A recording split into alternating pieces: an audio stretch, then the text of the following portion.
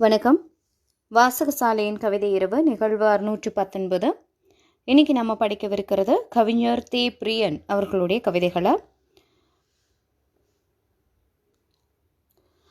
இதில் தே. பிரியன் அவர்களை பற்றி சில வார்த்தைகள் சொல்லும் பொழுது அவர் சொல்கிற ஒரு வார்த்தை என்னன்னா, தன்னை ஆரம்பத்தில் தட்டி கொடுத்தது தனது நண்பன் தர்ஷன் அப்படின்னு சொல்லிட்டு இவர் சொல்லியிருக்காரு.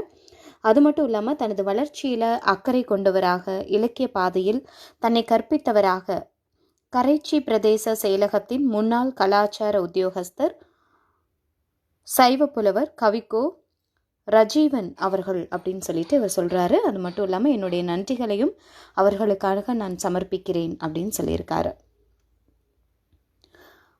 இவர் எழுதிய பாடல்கள் அப்படிங்கும்போது இலங்கை பற்றி, அங்கே ஈழத்தில் இருக்கிற தமிழ் மக்களை பற்றி நிறைய பாடல்கள் எழுதியிருக்காரு.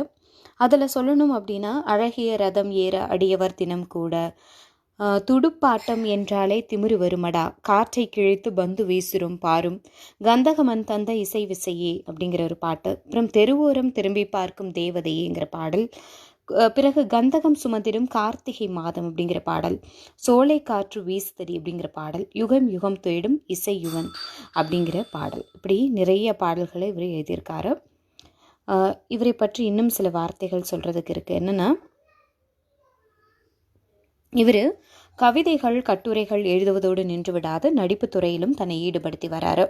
வேடிக்கை அப்படிங்கிற குறும்படத்திலும் நடிச்சிருக்கிறார். இவருக்கு கிளிநொச்சி பிரதேச செயலகத்தினால நடைபெற்ற குறும்பட போட்டியிலும் NVQ சான்றிதழ் கொடுக்கப்பட்டு இருக்கு. அமுதமழை இசை குடும்பத்தினரால பொங்கல் தினத்தை முன்னிட்டு நடைபெற்ற கவியரங்கத்தில் கவி பாடி ஒலிப்பதிவாகி இணையங்களிலும் முகநூலிலும் பதிவிறக்கம் செய்திருப்பதனை காணக்கூடியதாக இருந்ததும் ஒரு சிறப்பாக இருக்குது. இத்தகைய பாடல்கள் எழுதும் கவிஞர்களை வாழ்த்தி வரவேற்று களம் அமைத்து கொடுப்பது நம்முடைய தார்மீக கடமையும் கூட. இவரை போன்றவர்கள் நிறைய இலங்கையில் வாழ் மக்களுக்காக நிறைய பாடல்கள் எழுதியிருக்காரு. அது மட்டும் இல்லாமல் இவரை பற்றி இன்னும் சிலது சொல்லணும் அப்படின்னா, சக்தி FM வானொலியில் இவரது கவிதைகள் ஜனரஞ்சகமாக தொடங்குச்சு. அழகிய குரல் வளத்துக்கு சொந்தக்காரரான இவர் குரலிலேயே பல கவிதைகளை கேட்கக்கூடியதாக அமைந்ததும் சிறப்பாக இருக்குது. அது மட்டும் இல்லாமல் நிலாச்சோறு கவிக்களத்திலும் பல கவிதைகளை இவர் சொல்லியிருக்காரு. ஆரம்ப காலத்தில் பன்னங்கட்டி பிள்ளையார் ஆலயத்துக்காக இவரது வரிகளுக்கு செயல் வீரர் இசையமைத்திட ஒளிப்பதிவினை கரோலின் மலையவன் மேற்கொள்ள பாடகர் சந்திரமோகன் பாடியிருக்காரு. துடுப்பாட்ட போட்டிகளுக்காக துடுப்பாட்ட பாடல் இரண்டுக்கும் இவர் வரிகளை எழுதியிருக்காரு.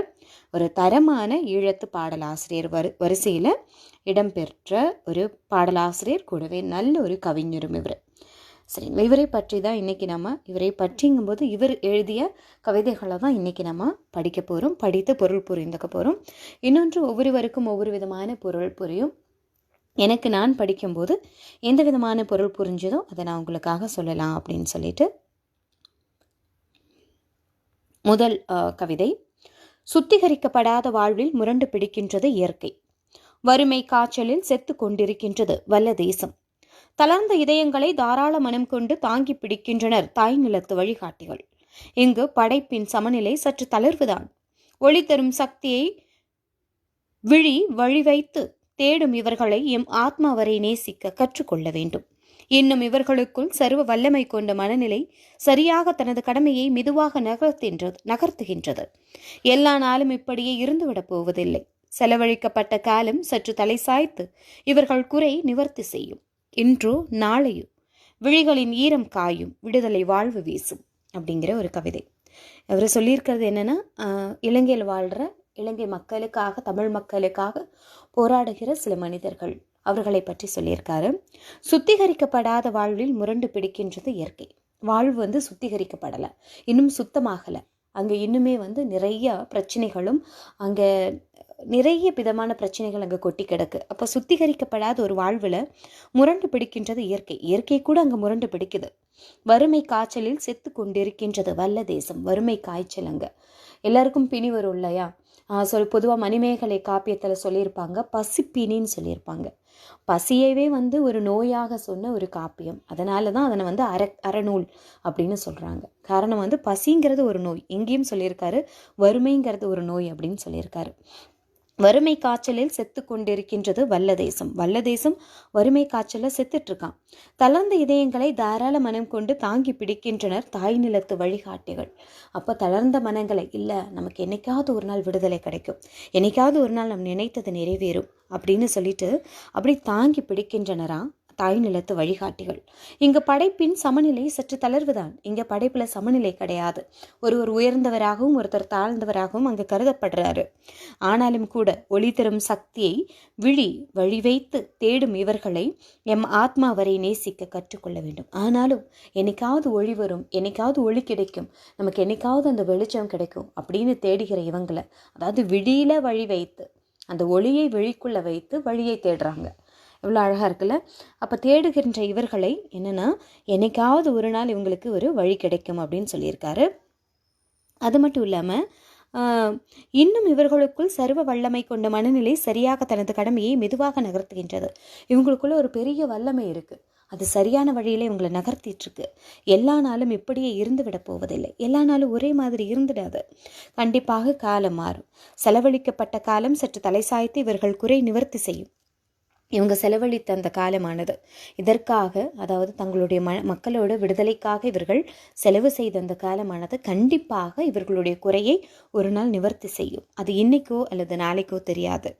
விழிகளின் ஈரம் காயும், விடுதலை வாழ்வு வீசும். விழிகளோட ஈரம் எப்போவுமே கண்ணீரோட இருக்கிற அந்த மக்களோட அந்த விழிகளின் ஈரம் கண்டிப்பாக காயும். அது மட்டும் இல்லாமல் விடுதலை வாழ்வும் கண்டிப்பாக வீசும், நிச்சயமாக வீசும்னு சொல்லியிருக்காரு. அடுத்ததா, வாழ்தலில் உயர்ந்து நிற்கின்றது பேராற்றல் மிக தீரங்கள். வலித்த பொழுதுகளில் நெஞ்சத்தின் வலிமை கொடுக்க காலத்தின் கட்டளைகள் பிறப்பிக்கப்படுகின்றன. யார் நாங்கள்? ஏன் எங்களை வேறாக்கி பார்க்கின்றீர்கள்? அப்போதுதான் மேலும் வலிக்கின்றது. உடைந்த மனச்சுவர்களை ஒருங்கிணைத்து எழும்போது உக்கிய வார்த்தைகளை எம்மீது தெளிக்காதீர்கள். உங்கள் இயலாமைகளை எம்மீது திணிக்காதீர்கள். உயிர் சிதைந்து வெளிப்புறப்பட்டு வாழ்வின் ஒவ்வொரு நிமிடங்களையும் வலிமையாக்கி உலகத்தை நேசிக்கின்றோம். சற்று நிதானியுங்கள்.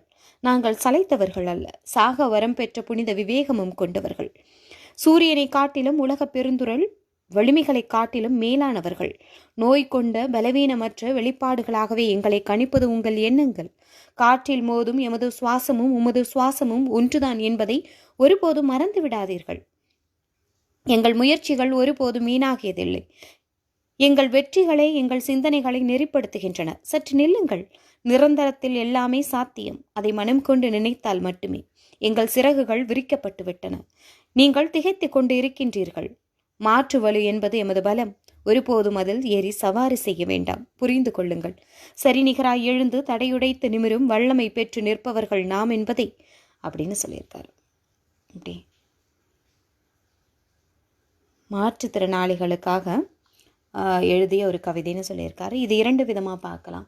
ஒன்று மாற்றுத்திறனாளிகளுக்காக, இன்னொன்று மக்கள் ஈழத்தில் வாழ்கிற, அதாவது அங்கே போதும் அப்படின்னு சொல்லிட்டு நிற்கிற ஒரு மக்கள், அதாவது அவர்களை பார்த்து ஏளனமாக நினைக்கும் பொழுது அப்படி சொல்லப்பட்டதாகவும் நம்ம எடுத்துக்கலாம். ஏன்னா இவர் இலங்கையை சேர்ந்த ஒரு கவிஞர் அப்படிங்கிறதால ரொம்ப அழகாக 2 வகையில் பொருள் எடுத்துக்க முடியுது. அதான், வாழ்தலில் உயர்ந்து நிற்கின்றது பேராற்றல் மிக தீரங்கள். வலித்த பொழுதுகளில் நெஞ்சத்தின் வலிமை கொடுக்க காலத்தின் கட்டளைகள் பிறப்பிக்கப்படுகின்றன.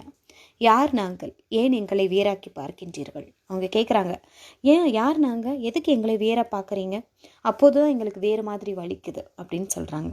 உடைந்த மனச்சுவர்களை ஒருங்கிணைத்து எழும்போது உக்கிய வார்த்தைகளை எம்மீது தெளிக்காதீர்கள். இப்போதான் உடைந்த மனசை ஓரளவுக்கு மற்றவர்கள் எல்லாம் பேசுறதெல்லாம் கேட்டு என்னோட மனசு உடைஞ்சு போச்சு. அந்த உடைஞ்ச மனசை ஓரளவுக்கு ஒன்றாக சேர்த்து மீண்டும் எழலாம் அப்படின்னு நினைக்கும் போது மறுபடியும் உக்கிரமான வார்த்தைகளை ஏன் எங்கள் மேலே தெளிக்கிறீங்க, எங்கள் மேலே திணிக்காதீங்க அப்படின்னு சொல்லியிருக்காங்க. உயிர் சிதைந்து வெளிப்புறப்பட்டு வாழ்வின் ஒவ்வொரு நிமிடங்களையும் வலிமையாக்கி உலகத்தை நேசிக்கின்றோம். உயிரே சிதைந்து போனாலும் வெளிப்புறப்பட்டு வாழ்வின் ஒவ்வொரு நிமிடங்களையும் வலிமையாக்கி ஒவ்வொரு நிமிஷமும் எங்களை நாங்களே வலிமையாக்கி கொண்டு இந்த உலகத்தை நாங்கள் நேசிக்கிறோம். சற்று நிதானமாக இருங்க.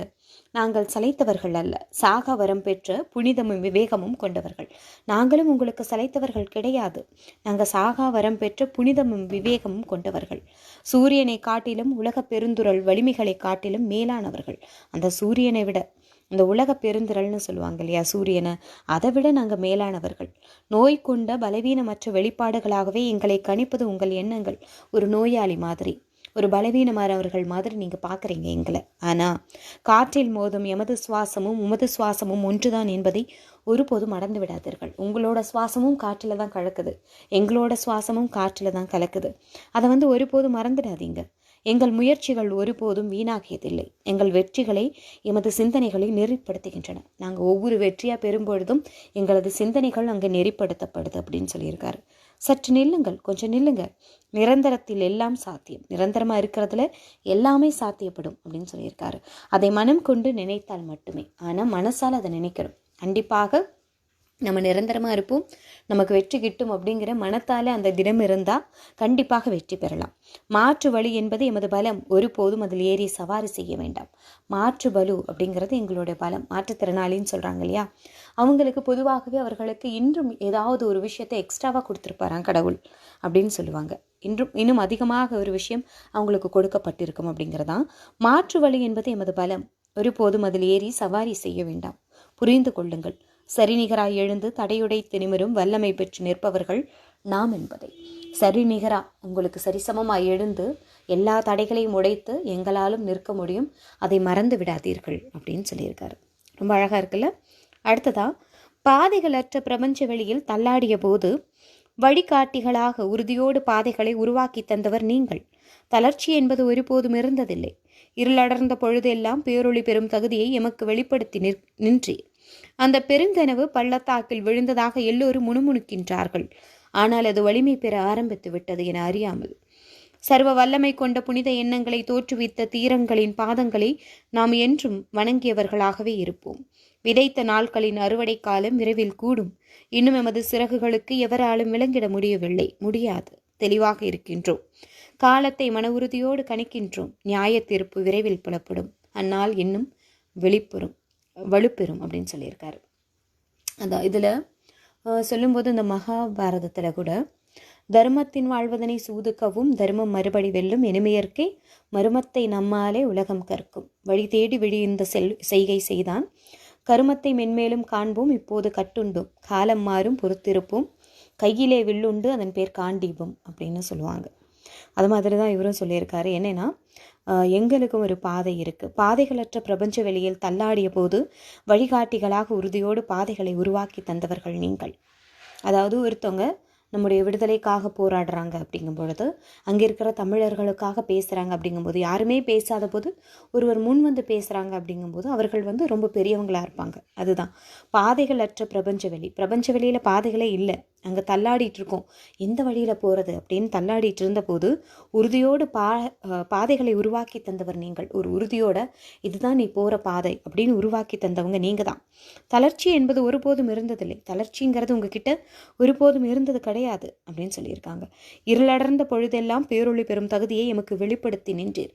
எப்பெல்லாம் வாழ்க்கையில் இருள் சூறுதோ அப்பெல்லாம் கண்டிப்பாக உனக்கு வெளிச்சம் வரும், பேரொளி வரும். ஒளின்னு கூட சொல்லலை, இங்கே பேரொளின்னு சொல்லியிருக்காரு. பேரொளி பெறும் தகுதியை எமக்கு வெளிப்படுத்தி நின்றீர். அந்த பெருங்கனவு பள்ளத்தாக்கில் விழுந்ததாக எல்லோரும் முணுமுணுக்கின்றார்கள். எங்களோட கனவு பெரிய பள்ளத்தாக்கில் விழுந்துருச்சு அப்படின்னு எல்லோரும் முணுமுணுக்கிறாங்க. ஆனால் அது வலிமை பெற ஆரம்பித்து விட்டது அப்படிங்கிறது தெரியாமல். ஆனால் கண்டிப்பாக நம்முடைய கனவு அங்கே வலிமை பெற ஆரம்பிச்சிடுச்சு அப்படிங்கிறது அவங்களுக்கெல்லாம் தெரியல. சர்வ வல்லமை கொண்ட புனித எண்ணங்களை தோற்றுவித்த தீரங்களின் பாதங்களை நாம் என்றும் வணங்கியவர்களாகவே இருப்போம். அதான் புனித எண்ணங்களை எங்களுக்குள்ள தோற்றுவித்த உங்களது பாதங்களை நாம் எப்போதும் வணங்கியவர்களாகவே இருப்போம். விதைத்த நாட்களின் அறுவடை காலம் விரைவில் கூடும். விதைச்சா கண்டிப்பாக அறுவடை பண்ணணும்.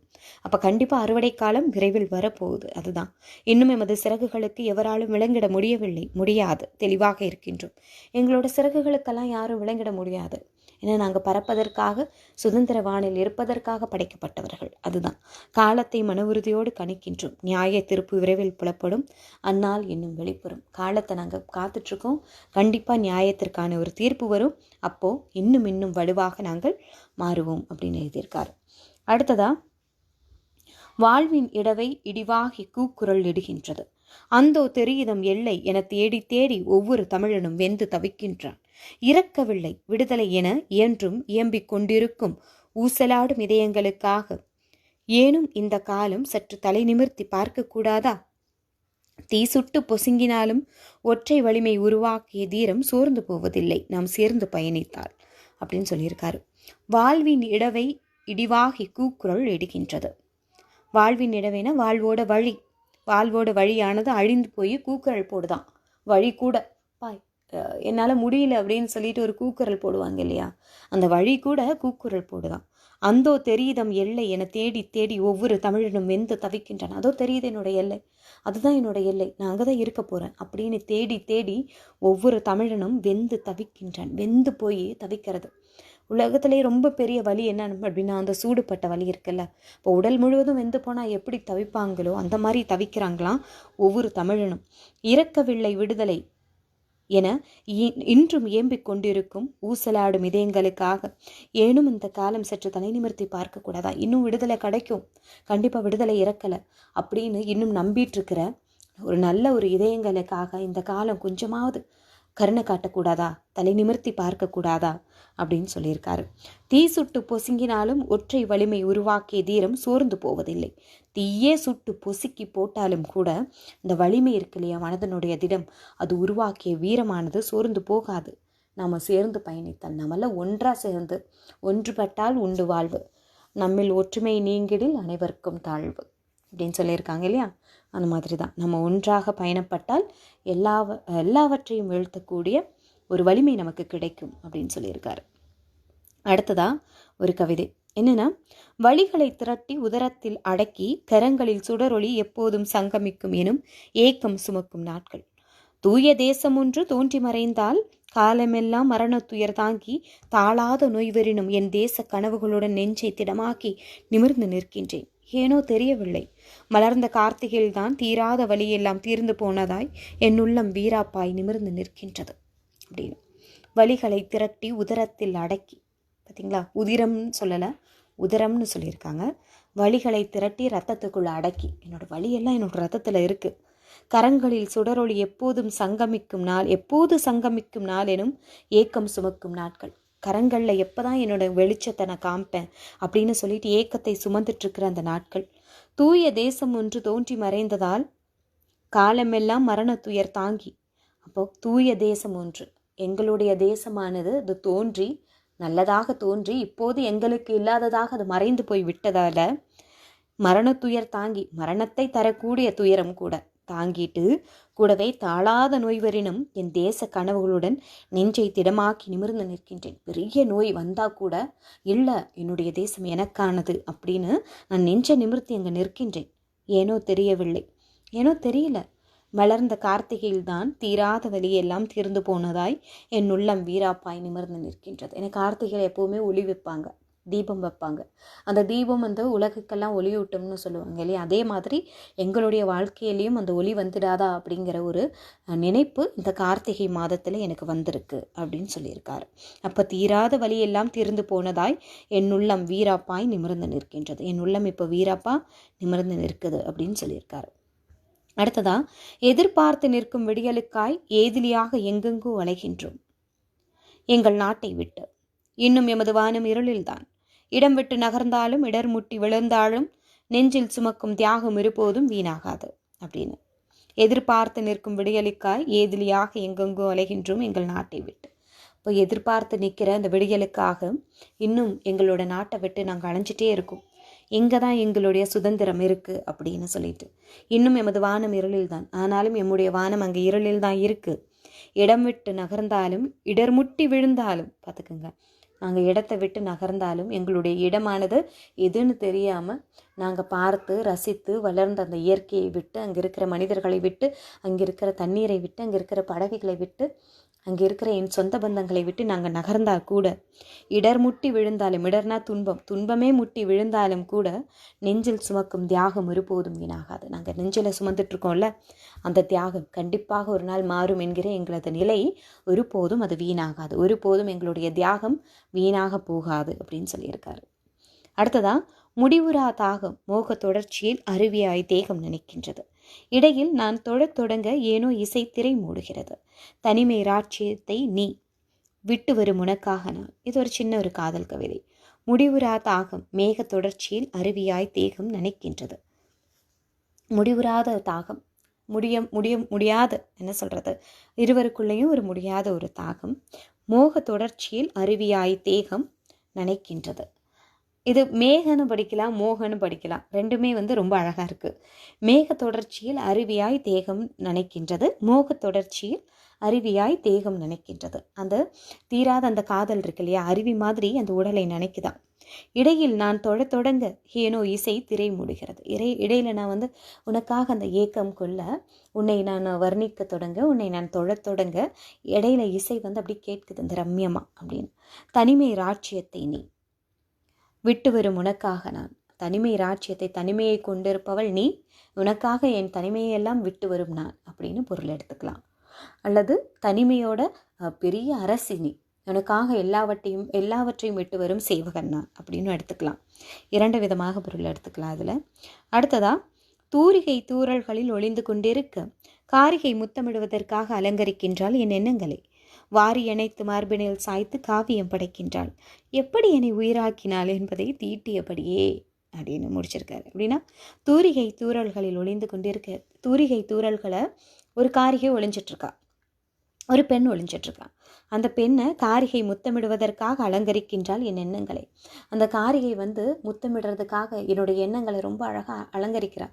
அப்போ நான் அந்த ஓவியத்தை வரையலை, அந்த ஓவியம் என்னை இங்கே வரைஞ்சிட்ருக்கு அப்படிங்கிறது தான். வாரி அணைத்து மார்பினில் சாய்த்து காவியம் படைக்கின்றாள். அந்த காரிகை எப்படி என்னை வாரி அணைச்சு தன்னுடைய மார்பிலை சாய்த்து காவியம் படைக்கிறாங்களாம். எப்படி என்னை உயிராக்கினாள் என்பதை தீட்டியபடி. அப்போ அந்த காரிகை வரைஞ்சிட்டே நான் யோசிக்கிறேன், எப்படி என்னை கூட உயிர் கொள்ள செய்தாள் அப்படிங்கிறது. அதாவது நமக்குள்ளேயும் ஒரு புத்துயிர் வந்த மாதிரி. ஏதோ ஒரு வேலையை நம்ம ரொம்ப விரும்பி செஞ்சோம் அப்படின்னா அந்த வேலை நமக்கு ரொம்ப பிடிக்கும். அதுதான் எப்போவுமே ஆத்மார்த்தமாக செய்யப்படுகிற வேலை நமக்கு அதீத திருப்தியை கொடுக்கும். அதுதான் அந்த மாதிரி சொல்லியிருக்காரு ரொம்ப அழகாக. அடுத்ததான் கடைசி கவிதை இதுதான், சரிங்களா? தியாகத்தின் கனவுகளுக்கு இலைப்பாறுதல் என்பது கிடையாது. தோள்களில் ஏற்றிய சுமைகளை இறக்கி வைக்கவும் முடியாது. வீரம் என்பது உரிமைகளை வென்றெடுக்க உணர்வுகளால் உருவாக்கப்பட்டதுவே. இழுத்து சாத்தப்பட்டிருக்கும் வழியினில் எங்கும் வலியின் தீரம் வல்லமையாக்கப்பட்டிருக்கின்றது. குரோதம் என்பது ஒருபோதும் எம்மை ஆட்சி செய்ய முடியாது. துயர் நிலங்களில் மீதேறி சத்தியம் செய்கின்றோம், இடர் இனி வேண்டாம் என்று. எமது விடுதலையை நாம் தேடி பெறுவது காலம் அமைத்து தருவதும் காலமுனியின் தீர்ப்பே. ஆயினும் அந்த காலம் அமைவதற்கு பல தேடல்களை தொடங்கி இருக்கின்றோம். தூர்ந்துவிடும் என கனவு காணும் சிலருக்கு சொல்வது இதுதான், நாம் துடிப்புடனே பல்வேறு கோணங்களில் ஆர்வமுடன் அறிவாட்சி செய்கின்றோம். நெஞ்சுயர்த்தி தோளுயர்த்தி பழுதுற்று போகாமல் இட்ட இவரை எழுந்துள்ளோம், இனியும் எழுவோம். அறிவியலால் குறிகொண்டு நெறிகொண்டு செந்தமிழ் வழிகொண்டு சீர்பெற்று நிமிர்ந்து விட்டோம் என்றுமே அப்படின்னு சொல்லியிருக்காரு. ரொம்ப அழகா. தியாகத்தின் கனவுகளுக்கு இலைப்பாறுதல் என்பது கிடையாது. தியாகம் செய்ய போகிறோம் நம்ம. அதாவது எனக்கான கனவு கிடையாது, இது மற்றவர்களுக்கான ஒரு கனவு. தியாகம்னா என்ன? மற்றவர்களுக்காக செய்வது. நமக்காக நாமே செய்து கொள்வதற்கு பேர் தியாகம் கிடையாது. அதுதான் தியாகத்தின் கனவுகளுக்கு இலைப்பாறுதல் என்பது கிடையாது. தியாகம் எப்போவுமே, அந்த கனவுகள் எப்போவுமே ரெஸ்ட் எடுக்காது. அதுதான். தோள்களில் ஏற்றிய சுமையை இறக்கி வைக்கவும் முடியாது. தோளில் கண்டிப்பாக உங்களுக்கான விடுதலை, உங்களுக்கான ஒரு நல்ல வழி அப்படிங்கிறத நான் ஏற்றி வச்சுட்டேன், அதை கண்டிப்பாக இறக்கி வைக்க முடியாது. வீரம் என்பது உரிமைகளை வென்றெடுக்க உணர்வுகளால் உருவாக்கப்பட்டது. வீரம்னா என்னன்னா, இந்த என்னோட உரிமையை நான் எடுத்துக்கிறதுக்காக அது உணர்வுகளால் உருவாக்கப்பட்டது. அது ஒரு உணர்வு, அது நமக்குள்ளே ஒன்றியது. அதுதான். இழுத்து சாத்தப்பட்டு இருக்கும் வழியினில் எங்கும் வலியின் தீரம் வல்லமையாக்கப்பட்டு இருக்கின்றது. எங்கே போனாலும் கதவுகள் இழுத்து சாத்தப்பட்டு இருக்கு, எங்கேயும் வழி கிடையாது. ஆனாலும் கூட அங்கே என்ன ஆயிருக்கு அப்படின்னா, வலியின் தீரம் வல்லமையாக்கப்பட்டு இருக்கு. ஒவ்வொரு இடத்துலையும் வலியை சந்திக்கும் போது அந்த ஒரு பெயின்கிற ஒரு விஷயம் இருக்கு இல்லையா, அந்த பெயின்கிற ஒரு விஷயம் ஒவ்வொரு இடத்துலையும் நம்மளைய இன்னும் ஸ்ட்ராங்காக, இன்னும் வலிமையாக மாற்றி இருக்கு அப்படிங்கிறது தான். குரோதம் என்பது ஒருபோதும் எம்மை ஆட்சி செய்ய முடியாது. உங்களுடைய குரோதம், உங்களுடைய வஞ்சகம் ஒருபோதும் எங்களை ஆட்சி செய்ய முடியாது. துயர் நிலங்களின் மீதேறி சத்தியம் செய்கின்றோம், இடர் இனி வேண்டாம் என்று. துயர் நிலங்கள் எங்கெல்லாம் நாங்கள் கஷ்டப்பட்டோமோ அங்கெல்லாம் ஏறி நின்று நாங்கள் சத்தியம் செய்கிறோம். என்னன்னா, இடர் இனி வேண்டாம் என்று, இனி துன்பம் வேண்டாம் அப்படின்னு சொல்லிட்டு. எமது விடுதலையை நாம் தேடி பெறுவதும் காலம் அமைத்து தருவதும் காலமுனியின் தீர்ப்பே. எங்களுடைய விடுதலையை நாங்களே தேடி பெறுகிறோமா அல்லது காலமே அதை அமைத்து தருமா அப்படிங்கிறது காலமுனியினுடைய தீர்ப்பு. ஆனாலும் அந்த காலம் அமைவதற்கு பல தேடல்களை தொடங்கி இருக்கின்றோம். அதற்காக நாங்கள் காத்திருக்கலை, காலமுனியே சொல்லுங்கிறதுக்காக நாங்கள் வெயிட் பண்ணலை, அதற்குண்டான தேடல்களை நோக்கி நாங்கள் அங்கே புறப்பட்டுட்டோம் அப்படின்னு சொல்லியிருக்காரு. தூர்ந்து விடும் என கனவு காணும் சிலருக்கு சொல்வது இதுதான். கண்டிப்பாக இவங்க கொஞ்ச நாள் பேசுவாங்க, அதுக்கு பிறகு அதை விட்டுருவாங்க அப்படின்னு சில பேர் சொல்கிறாங்க. அவங்களுக்கு நான் சொல்கிறது இது ஒரு விஷயந்தான். என்னென்னா, நாம் துடிப்புடனே பல்வேறு கோணங்களில் ஆர்வமுடன் அறிவாட்சி செய்கின்றோம். நாங்கள் துடிப்போட பல கோணங்களில் ஆர்வமோட அறிவாட்சி செய்கிறோம். நெஞ்சுயர்த்தி தோளுயர்த்தி பழுதுற்று போகாமல் இற்றை வரை இருந்துள்ளோம். என்னதான் துயரம் வந்தாலும் நாங்கள் நெஞ்சை உயர்த்தி தோலை உயர்த்தி பழுதுற்று போகாமல், அதாவது நீங்கள் ரொம்ப நாளாக ஒரு சைக்கிளை ஒரே இடத்துல நிறுத்தி வச்சுருந்தா என்ன இருக்கும்? அதை கொஞ்சம் பிரச்சனைகள் தரும் இல்லையா? அந்த மாதிரி நாங்கள் பழுதுற்றெல்லாம் போகல, நாங்கள் பழச ஆகலை. நாங்கள் இன்னுமே இன்றைக்கு வர நாங்கள் எழுந்து நின்றுட்டு தான் இருக்கோம். இனியும் எழுவோம், இனியும் எழுந்து நிற்போம். அறிவியலால் குறிக்கொண்டு நெறிக்கொண்டு செந்தமிழ் வழி கொண்டு சீர்பற்று நிமிர்ந்து விட்டோம் என்றுமே. அறிவியலால் நாங்கள் எழுவோம், குறிக்கொண்டு எங்களுடைய குறி எது அப்படிங்கிறது தெரிந்து கொண்டு, எங்களுடைய நெறி கொண்டு, எங்களுடைய நல்வழி கொண்டு, எங்களுடைய செந்தமிழ் வழி கொண்டு, ஒரு செந்தமிழினுடைய வழியை கொண்டு சீர்பெற்று நிமிர்ந்து விட்டோம் என்றுமே. நாங்கள் சீர்பெற்று நிமிர்ந்து விட்டோம், அதனால் இனிமேல் எங்களை தடுப்பதற்கு யாராலும் முடியாது அப்படின்னு சொல்லியிருக்காரு. அதுதான் இவர் எழுதிய கவிதைகள் எல்லாமே இலங்கை வாழ்கிற தமிழர்களை பற்றிய சில கவிதைகள். இன்னும் 2 கவிதைகள் காதல் கவிதைகள் இருந்தது. எல்லாமே ரொம்ப அழகாக சொல்லப்பட்ட, அதாவது எதுவுமே உங்களால் முடியாது அப்படிங்கிற வாசகம் எதுலேயுமே இல்லை. கண்டிப்பாக என்னால் முடியும், கண்டிப்பாக உங்களால் சாதிக்க முடியும், இந்த மாதிரி வார்த்தைகள் எல்லாம் கேட்கும் பொழுது கண்டிப்பாக இசை ஒரு புதிய பரிமாணத்தை கொடுக்கக்கூடியது எல்லாருக்குமே. அதுதான். இன்னொன்று, இசை எல்லாவற்றையும் மாற்றக்கூடியது. இசையால் தான் இந்த உலகம் இயங்குதுன்னு சொல்லுவாங்க இல்லையா? நீங்கள் எங்கே போனாலும் இசையால் தான் இந்த உலகம் இயங்குது அப்படின்னு சொல்கிறது உண்டு. இப்போ இசையால் இயங்குகிற அந்த உலகத்தில் இசையால் இந்த மாதிரி சில விஷயங்களை சொல்லும் பொழுது, இந்த மாதிரி சில விஷயங்களை மக்களிடம் கொண்டு போய் சேர்க்கும் பொழுது கண்டிப்பாக அது அவர்களுக்குள்ள மாற்றத்தை தரும். எப்பொழுதுமே பேசும்போது சொல்லுவாங்க, இந்த பாசிட்டிவான ஒரு விஷயத்த மக்கள்கிட்ட கொண்டு போய் சேர்த்தோம் அப்படின்னா கண்டிப்பாக அது பாசிட்டிவ் மாற்றம், அதாவது நேர்மறை மாற்றமானது மக்கள்கிட்ட வரும் அப்படிங்கிறது தான். இவர் சொல்ல வந்த கருத்துகளும் அதுதான். எல்லாமே நேர்மறையாக இருக்குது. என்னதான் நடந்தாலும் நாங்கள் நல்லா இருப்போம், நாங்கள் எழுந்து நிற்போம், எங்களுக்கான விடுதலை கிடைக்கும், நாங்கள் எங்களுடைய வழி திறக்கும், எங்களுக்காக வழி கிட்டும் அப்படின்லாம் சொல்லும் பொழுது கண்டிப்பாக அது நடக்கும். அதுதான் அது நடப்பதற்கான காலமும் ரொம்ப பக்கத்தில் இருக்குது அப்படின்னு கவிஞர் சொல்லியிருக்காரு. நிச்சயமாக அந்த காலம் பக்கத்தில் இருக்கணும் அப்படிங்கிறது தான் இங்கே எல்லோருடைய வேண்டுதலாகவும் இருக்குது. ரொம்ப அழகாக இலங்கை வாழ் தமிழர்களுடைய நிலையை ரொம்ப அழகாக எடுத்து சொன்ன கவிஞர் இவர். பிரியன் அவர்கள் ஒரு நல்ல பாடகராகவும் நல்ல ஒரு படைப்பாளியாகவும் இருந்தார். இவரை பற்றி நிறைய இருக்குது படிக்கிறதுக்கு. இருந்தாலும் கூட நேரமின்மை கருதி எத்தோட என்னுடைய கவிதையரவ நிகழ்ச்சியை நம்ம நிறைவு பண்ணிக்கலாம். இந்த வாய்ப்பளித்த வாசகசாலை நண்பர்களுக்கு என்னுடைய நன்றிகளை நான் தெரிவிச்சுக்கிறேன். கவிதை வாசித்த நான் சுதா பிரியா. நன்றி.